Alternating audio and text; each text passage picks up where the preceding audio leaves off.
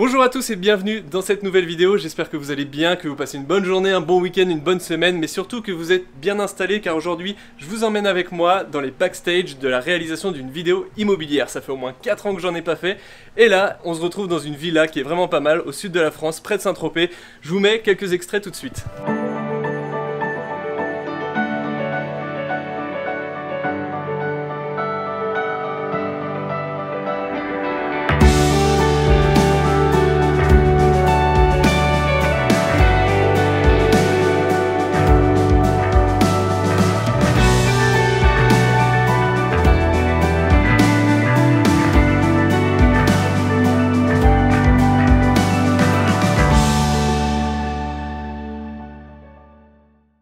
Alors ça vous a plu? J'espère que oui, car aujourd'hui je vais vous montrer un petit peu comment ça se passe derrière la caméra et surtout mon procédé, mes réglages, aussi mon matériel et aussi un peu je vais vous donner quelques petits tips pour faire quelque chose de joli, des petites idées de plans et aussi voilà, pour que ça rentre bien tout simplement. Et peut-être que dans une autre vidéo je vous montrerai aussi l'étape du montage, ça je vous laisse me le dire dans les commentaires. Et on commence par le matériel que j'utilise.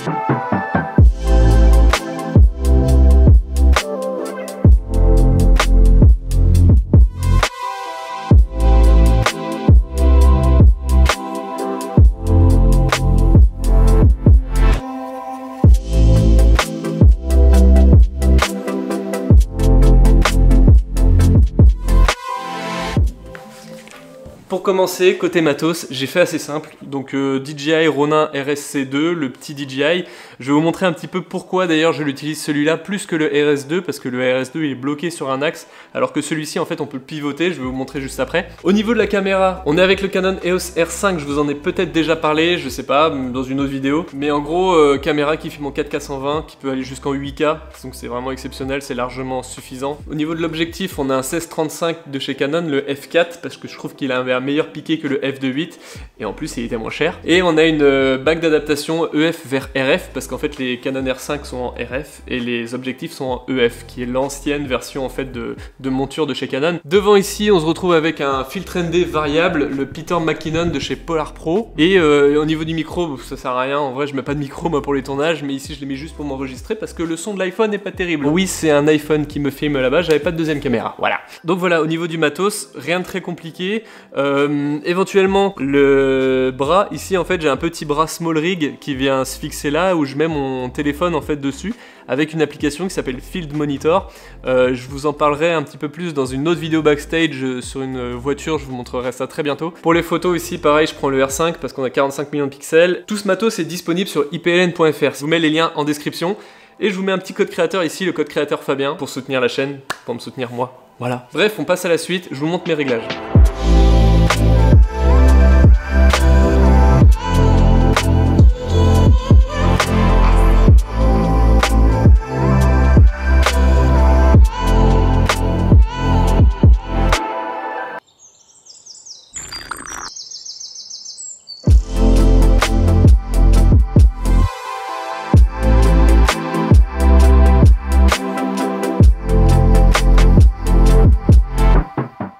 Côté réglage, 4K 50 images par seconde avec un shutter à 1 centième bien sûr. Profil d'image, c'est Log 3. Je vous mets un petit extrait avant étalo, après étalo.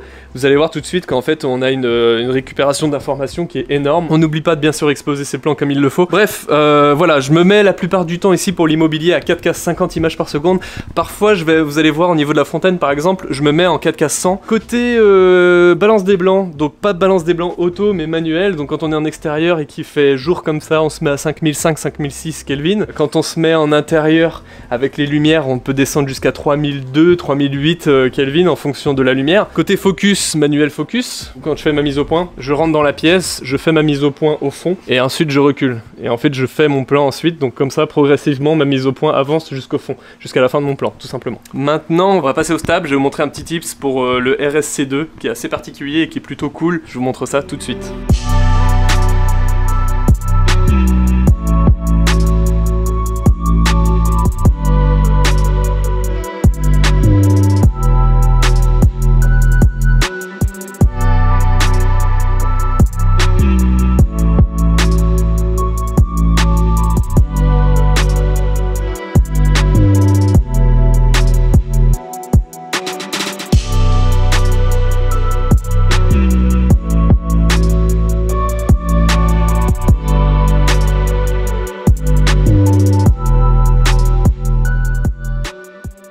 Donc le petit tips, quand je vous disais sur le RSC2 comme quoi c'est un petit peu mieux pour moi que le RS2, parce que déjà on est sur du matériel assez léger, et en fait le petit tips qui est cool, qui est bien pour les low shots, surtout quand on a une piscine comme là, en fait c'est de ici dévisser une petite molette qui est ici sur le côté.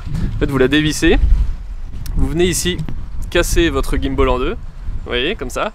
Là ici on vient resserrer le gimbal.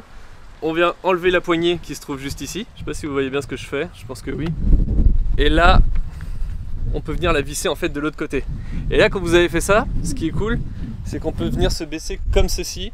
Et en fait, ici, on va pouvoir venir se mettre vraiment au ras du sol comme ça.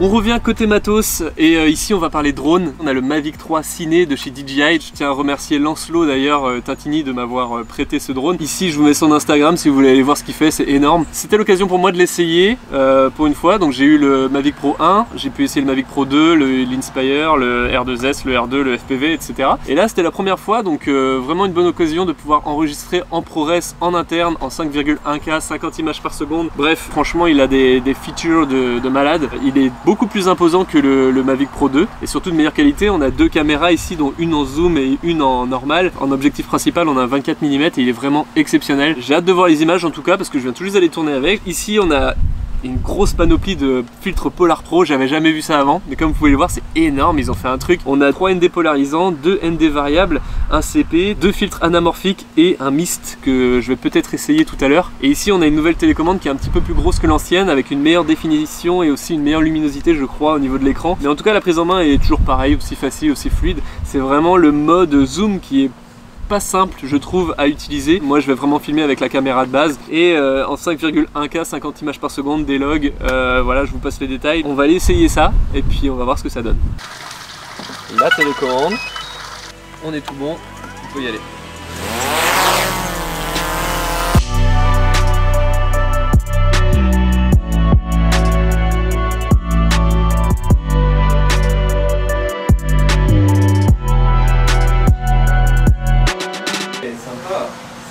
Sympa.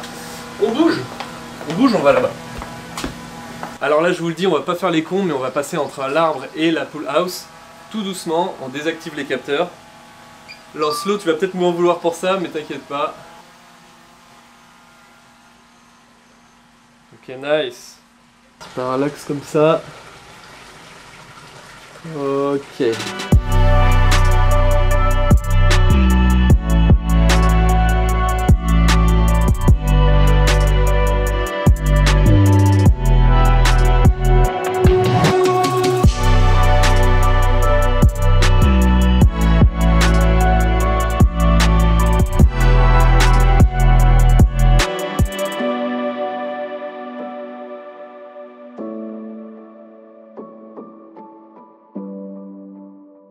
Ça y est, c'est la fin de cette vidéo, j'espère que ça vous aura plu, que vous aurez appris beaucoup de choses à travers les backstage de cette vidéo. En tout cas, si c'est le cas, n'hésitez pas à mettre un pouce bleu et à vous abonner. Je vous mets aussi mon Instagram juste ici, FrenchShooter, si vous ne connaissez pas déjà. Il y aura des photos, il y a du contenu un peu plus exclusif qu'il n'y a pas forcément sur YouTube. Si ça vous plaît, dites-le moi en commentaire, j'en referai peut-être d'autres comme ça, et en tout cas je l'espère. Mais en tout cas, n'hésitez pas à me suivre un peu partout. Je vous dis à très vite dans une prochaine vidéo. Ciao!